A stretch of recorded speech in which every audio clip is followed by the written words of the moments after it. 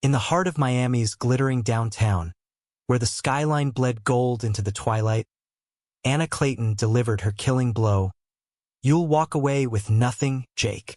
Her voice, sharp as a polished blade, sliced through the hum of azure, the kind of restaurant where crystal glasses clinked like secrets and every table was a stage.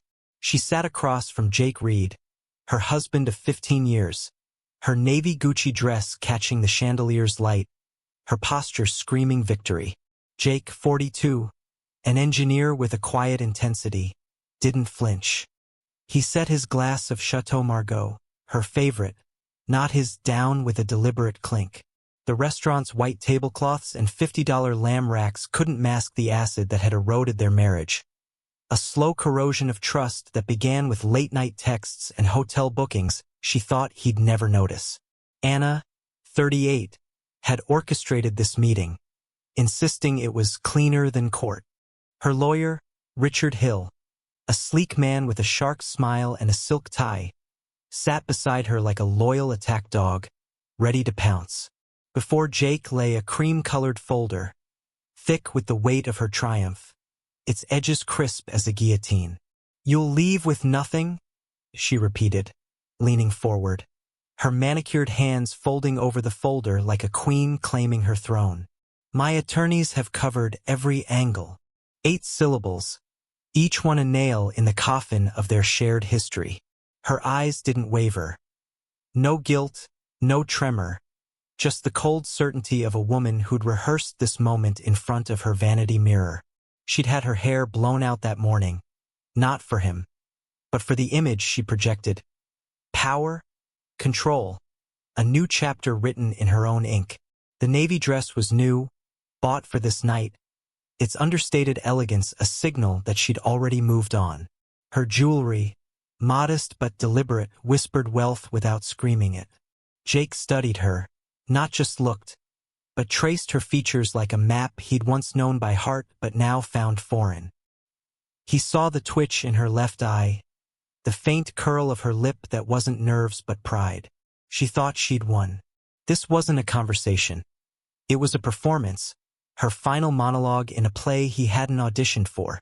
He wasn't supposed to speak, only absorb her lines and exit stage left with a bow. Maybe she expected him to beg, to rage, to give her the satisfaction of a scene. But Jake wasn't cast for melodrama. He pushed his chair back, the scrape soft but deliberate. No rush, no heat, just motion. Richard tilted his head, caught between a gloat and a question, but Jake ignored him. He met Anna's gaze, held it for a beat longer than she expected, and said, low enough for only her to hear, "Then don't wait for a word from me."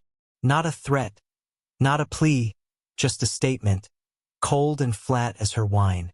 He stood, tucked the chair under the table with the precision of a man who fixed things for a living, and walked out. He didn't pay. He didn't look back. Anna's laugh followed him, forced and brittle, a quick patch to smooth the moment for Richard. "Predictable," she said, lifting her glass to hide the heat creeping up her neck. But it wasn't predictable. Not for Jake. This was the man who'd once stood in a Key Biscayne downpour for an hour, searching for keys she'd tossed in a fit of rage, refusing to give her the win. This was the man who'd argued over a thermostat setting with the fire of a litigator. And now, nothing. No protest, no plea, just silence. It rattled her, though she'd never admit it. Not to Richard, not to herself. She rerouted, as she always did when doubt crept in. Later that night, at a South Beach wine bar, she met her friend Lauren, the kind who thrived on gossip and designer heels. "Well?" Lauren asked, sipping her second rose, eyes gleaming. Anna smirked, more bark than bite.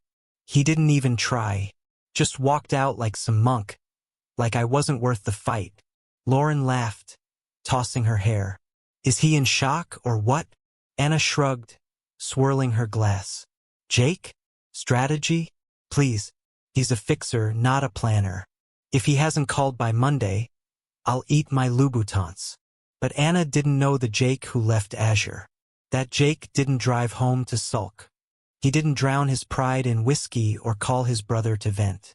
He drove to a storage unit on Collins Avenue, where, for months earlier, he'd packed away every photograph, tool, and document worth keeping, labeled, boxed, inventoried. The night she thought she'd broken him, he'd already fortified his walls. Anna had rehearsed for a showdown, expecting raised voices and scraped chairs, the kind of scene where waiters hover awkwardly near the kitchen. Instead, she got silence. And silence, as she'd soon learn, wasn't surrender. It was the sound of a blade being sharpened. The Miami night pulsed with neon and ambition, but Jake Reed was already a ghost in its glow, slipping into a world Anna Clayton couldn't touch. In a South Beach wine bar, she toasted her victory, her laughter sharp as shattered glass, convincing herself Jake was broken. But he was building, quietly, relentlessly, in the shadows where her spotlight never reached. Jake's Ford Explorer, a 2010 model, paid off and untraceable, rolled past the glittering facades of Ocean Drive to a storage unit on Collins Avenue. Under the hum of a flickering sodium light, he unlocked a steel door to reveal his past, boxed and labeled with surgical precision. For months ago, when Anna's late nights and locked phone first whispered betrayal, he'd started here. Photos from their Key Biscayne honeymoon, his father's old tools, contracts from his engineering firm. Every piece of his life worth saving was catalogued, a fortress against the storm he knew was coming. He didn't touch the boxes tonight. He just stood, breathing in the scent of dust and resolve, then locked the door and drove north. Anna, meanwhile, was the queen of her own narrative. In their South Beach mansion, she threw a party that Instagram couldn't ignore. 30 guests, realtors, influencers, a yoga instructor with a podcast, sipped Veuve Clicquot under string lights on the terrace. To fresh starts, Anna declared, her silver bracelet glinting as she raised her glass. The banner above read Fierce Women, New Chapters. She floated among her court, collecting compliments like campaign donations. "You're glowing," said Lauren, her gossip-hungry friend, snapping a photo for her 12,000 followers. "Redesigning my life," Anna purred, already planning a wine cellar where Jake's office once stood. Her posts that night, #CleanSlate, #BossEnergy, racked up likes, each heart a brick in her illusion of supremacy. But Jake wasn't watching her feed. He was in a Coral Gables coffee shop, meeting Neil Russell, his college roommate turned asset protection lawyer. Over black coffee, Neil slid a folder across the table, thinner than Anna's but heavier with intent. "SolarWave LLC," Neil said, tapping the page. Revived, restructured, and invisible.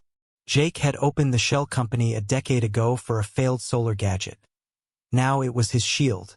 2 months before Anna's restaurant ambush, he'd wired $200,000 through a crypto broker to a Cayman Islands account tied to SolarWave.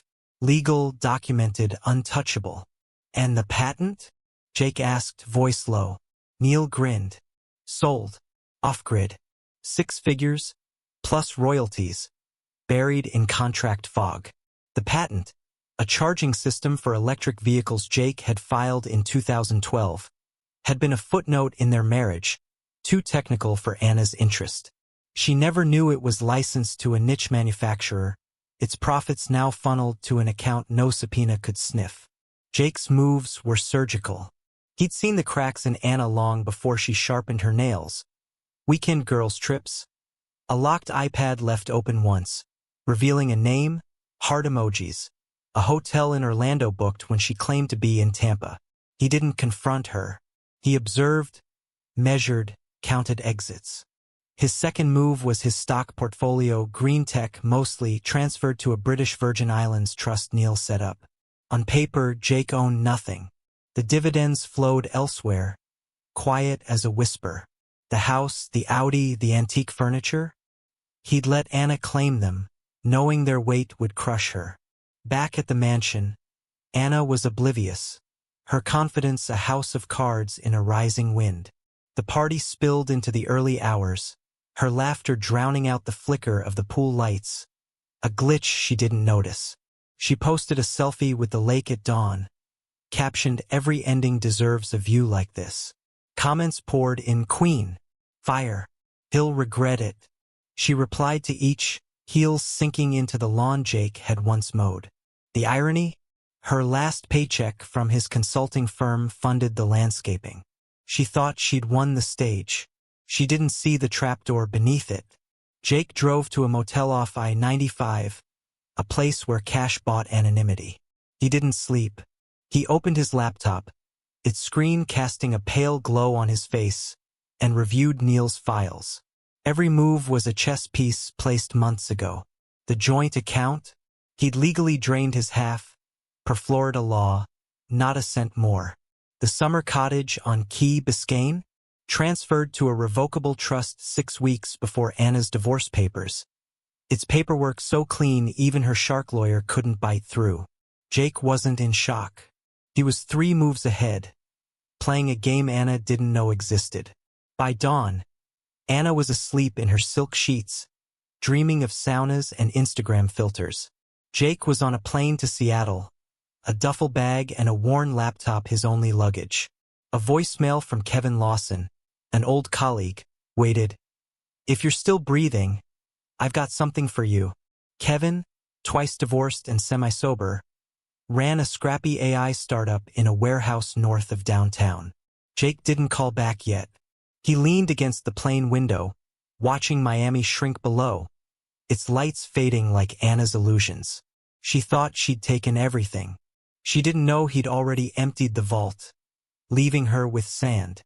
Character count: approximately 4,200 characters, including spaces, within the requested range of 3,950 to 4,300.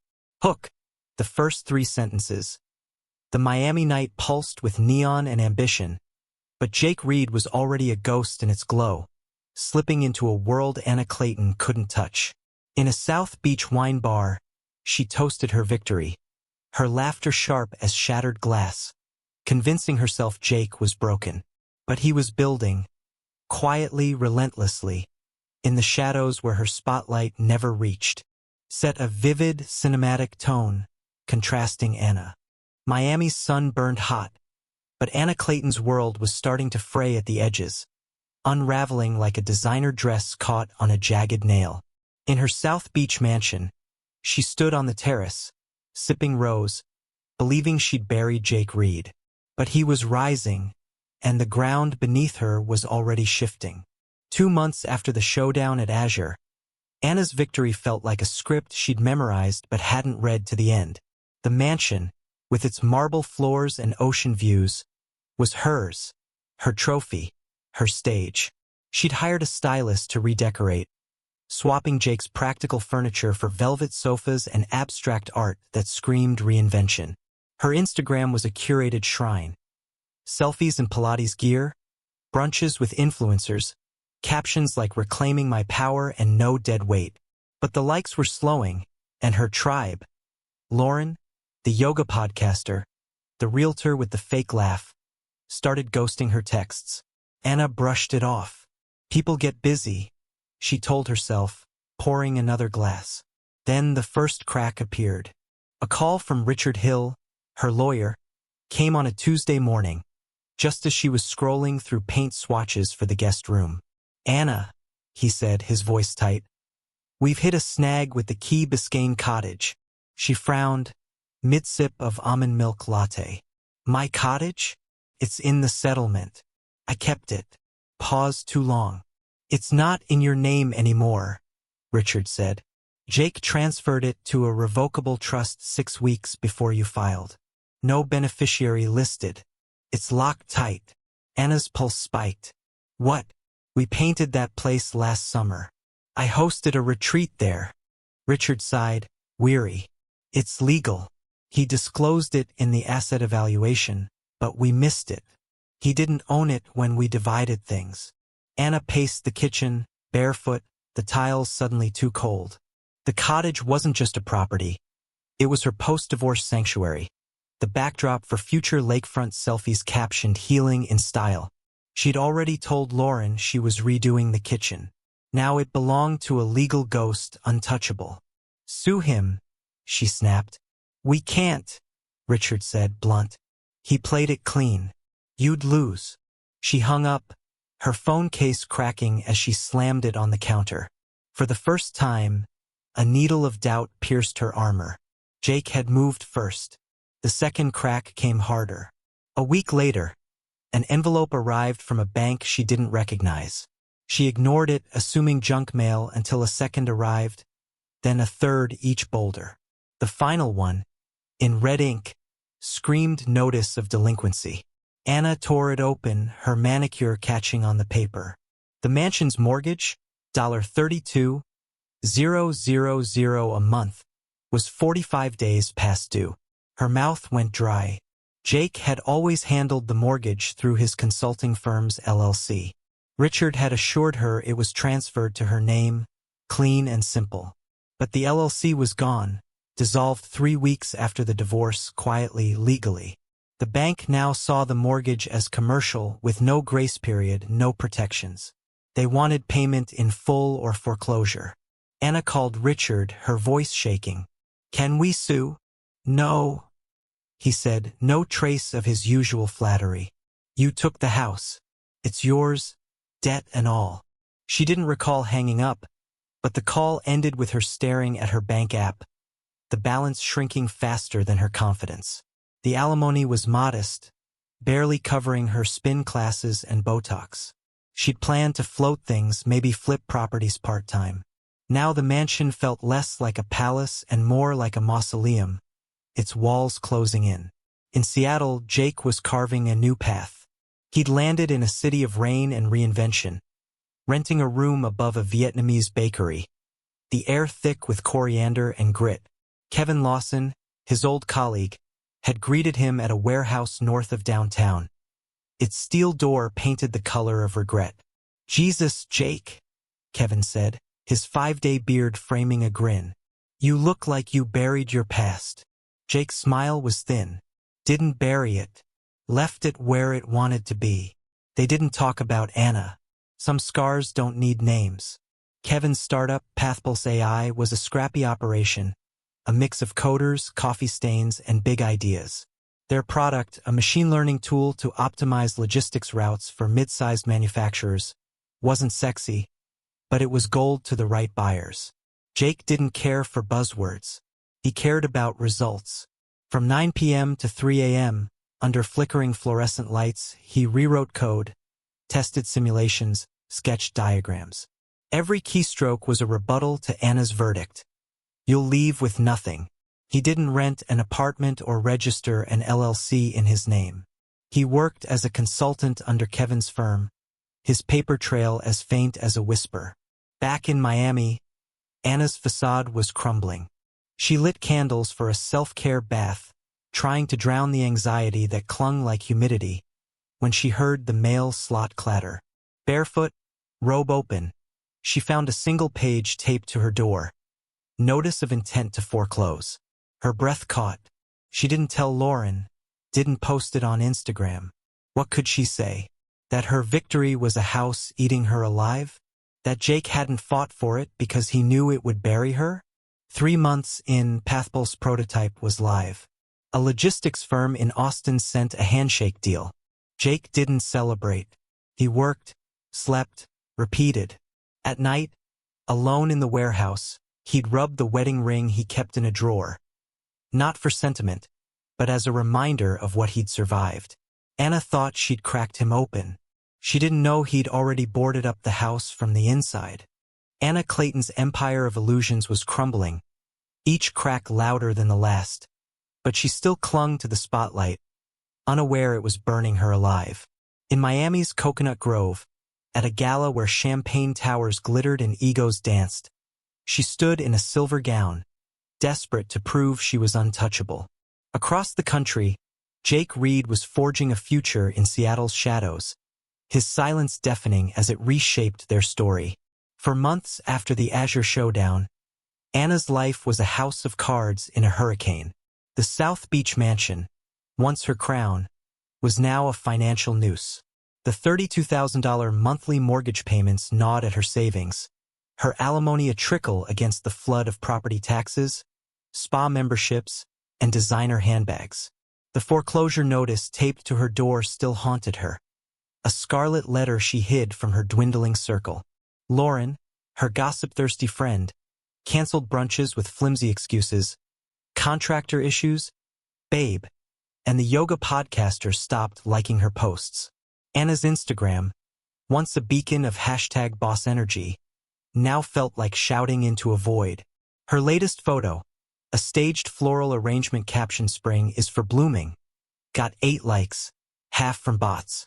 She poured her energy into the Coconut Grove Gala, a charity event for cancer research, where Miami's elite flaunted their wealth under crystal chandeliers. Anna chose silver, a dress that shimmered like frost, neither desperate red nor retreating black, but a statement of legacy. She needed this night to reclaim her place among the glitterati, to silence the whispers that her star was fading. For the first hour, it worked. Old acquaintances offered stiff hugs. A realtor asked about her gorgeous house on South Beach. Anna smiled, lying through her teeth, her heels clicking with practiced confidence. Then the room shifted. Heads turned toward the East Wing entrance, murmurs rippling like a tide. "Is that Jake Reed?" a voice asked, too loud to ignore. Anna froze, her fork midair, champagne flute trembling. "He's here."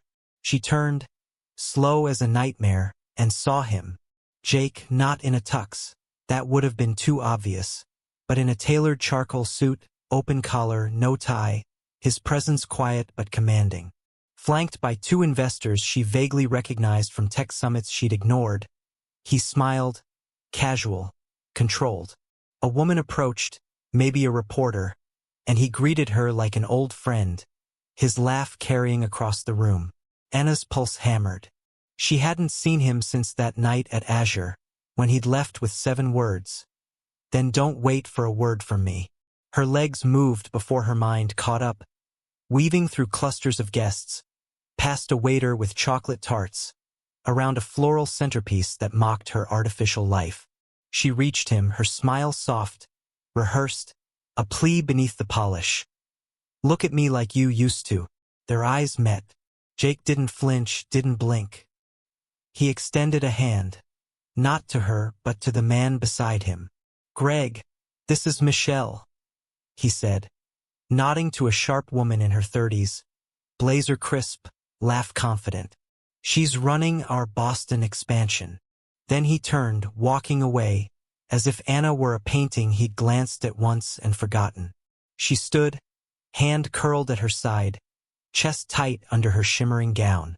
No words, no confrontation, just the crushing weight of irrelevance. The gala continued. Clinking glasses, forced laughter, but Anna was invisible. Guests whispered about Jake, his name in Forbes, his AI startup Pathpulse, inking a $3 million deal with an Atlanta logistics firm. From betrayal to breakthrough, one woman quoted, sipping Prosecco. Anna's smile froze. She left before dessert, claiming a headache, her valet fumbling for her keys as if she were an afterthought.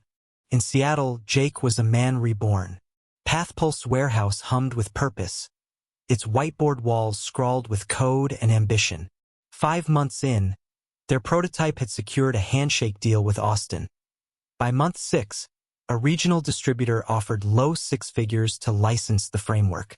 Kevin Lawson, his partner, called it a miracle. Jake didn't. "It's what happens when you're underestimated," he said, his voice steady as he debugged a routing algorithm at 2 a.m. He lived above the Vietnamese bakery, the scent of pho and resilience his daily fuel. No apartment, no social media, no trace. He was a consultant under Kevin's firm, his wealth, dividends from his hidden stocks, royalties from his sold patent, flowing to offshore accounts Anna's lawyers couldn't touch. Anna, back in Miami, was drowning. The bank's calls were relentless, her credit score a casualty of missed payments. She Googled Jake one night, wineglass sweating in her hand, and found him everywhere. Jake Reed, the quiet comeback. From divorce to dominance. Pathpulse AI's $3 million triumph. The Forbes photo showed him, older but sharper, beside Kevin, their modest grins belying the empire they were building. She scrolled, heart sinking, as LinkedIn posts praised his function-first approach. Even Lauren had reshared the article with fire emojis. Inspiring. She waited until 2:47 a.m. to email him, rewriting it 4 times. The first was defensive. I'm not reaching out because I regret anything. The second, flirty. Hey, stranger. Remember me? The third, cold, we need to clarify some assets. The final one, sent with a trembling click, was simple. Subject: coffee? Body: hi Jake. I know this is sudden, but can we meet? Just to talk. No drama. Please. She stared at her inbox, nursing cheap red wine on her creaking velvet sofa, until dawn painted her living room gold. His reply came at 6:11 a.m. 7 words. No warmth, no venom. That man doesn't exist anymore. Anna read it 3 times, her breath shallow, then closed her laptop. She walked to her balcony, slippers scuffing, and stared at the street below. A jogger passed, a dog barked, but no one looked up. She was invisible, to Jake, to her friends, to the mansion that didn't care if she cried.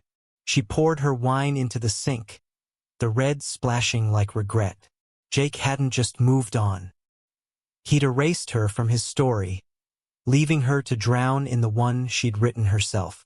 Anna Clayton's world had collapsed into a hollow echo, her once dazzling life now a faded Polaroid of ambition and regret. In the dim light of her South Beach mansion, she sat alone, the silence screaming louder than any gala applause. Jake Reed, the man she thought she'd dismantled, had rebuilt himself in Seattle, his triumph a quiet blade that cut deeper than her loudest victories. 6 months after the Coconut Grove Gala, Anna's mansion was a ghost of its former glory. The velvet sofa creaked, its fabric worn from sleepless nights. The marble island, where she'd once sketched renovation dreams, held a stack of overdue bills, each one a reminder of her unraveling. The foreclosure notice had escalated to a final demand, the bank's red ink like blood on the page. She'd sold the Audi, the antique furniture, even her Louboutins, but it wasn't enough. Cook County's property tax hike and her lifestyle's relentless bleed. $9,000 wardrobes, private trainers, had drained her accounts. Her Instagram, once a shrine of #clean slate, was dormant. Her last post a sunset captioned "Finding Peace," ignored by all but bots. Her tribe had vanished. Lauren, the yoga podcaster, the realtor with the fake laugh.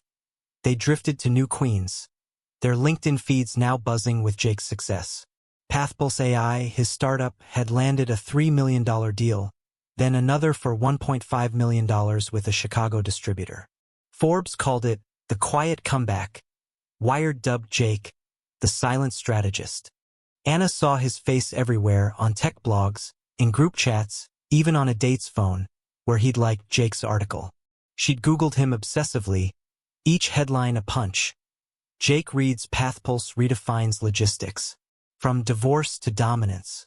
Her reflection in the mansion's cracked mirror showed tired eyes, thinning patience, a woman wearing confidence 2 sizes too small. She tried to fight back. A call to Richard Hill, her lawyer, begging for a loophole, met a curt reply. You took the house, Anna. You own the debt. She'd hired a private investigator, hoping to trace Jake's offshore accounts. But the trail led to dead ends. SolarWave LLC, a British Virgin Islands trust, contracts too clean to crack.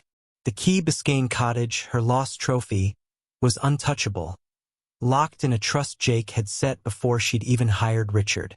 She'd emailed Jake, her plea for coffee unanswered except for 7 words. That man doesn't exist anymore. The memory of his gala dismissal, turning away as if she were air, burned worse than the foreclosure. One Tuesday morning, in a Lincoln Park bakery, Anna's facade shattered. Scrolling her phone, she saw Jake's face on Forbes again. Pathpulse AI eyes national expansion. The article detailed his minimalist life in Seattle, his focus on function over flash, his refusal to market until the product was perfect. Some losses are invitations to start smarter, he'd said. Anna's coffee went cold. This wasn't the Jake who'd fix door hinges or argued over dishwasher settings.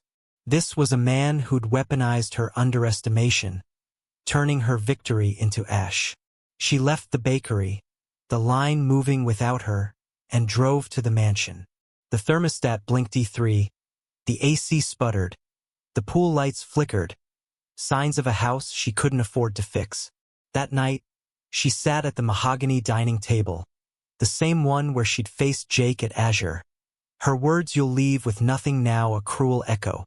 His chair, still there despite her orders to toss it, stared back like a ghost. She poured cheap red wine, the kind that tasted like surrender, and whispered to the empty room. He didn't say a word and took everything. In Seattle, Jake wasn't celebrating. Pathpulse Warehouse was now a hub of coders and contracts, its $4.5 million in deals a testament to his grind.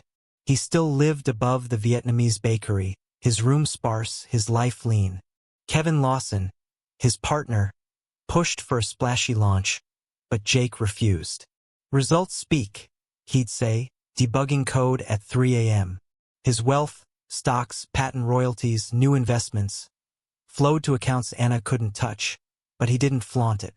He mentored a young engineer, shared coffee with his team, lived with the quiet dignity of a man who'd rebuilt himself piece by piece. He kept the wedding ring in a drawer, not for love but as a reminder. Never again would he let someone rewrite his worth. At night, when the warehouse was empty, he'd sit at his desk, the city's hum a soft warning, and think of Anna. Not with anger, but with clarity. She'd wanted him broken. He'd chosen to build. Anna sold the mansion for pennies, escaping foreclosure but not shame. She moved to a Coral Gables apartment, working as a spa receptionist, her days of champagne towers gone. She didn't post anymore, her phone silent except for debt collector calls. One evening, unpacking a box, she found a photo from their Key Biscayne honeymoon. Her laughing, Jake's arm around her. She stared, a tear falling, and realized her greed had cost her everything. She'd wanted to erase him, but she'd erased herself. Jake didn't need revenge. Life had settled the score. His silence hadn't been weakness. It was power, the kind that builds empires while others chase applause. Anna learned too late. Betrayal burns the betrayer, but dignity rises from the ashes.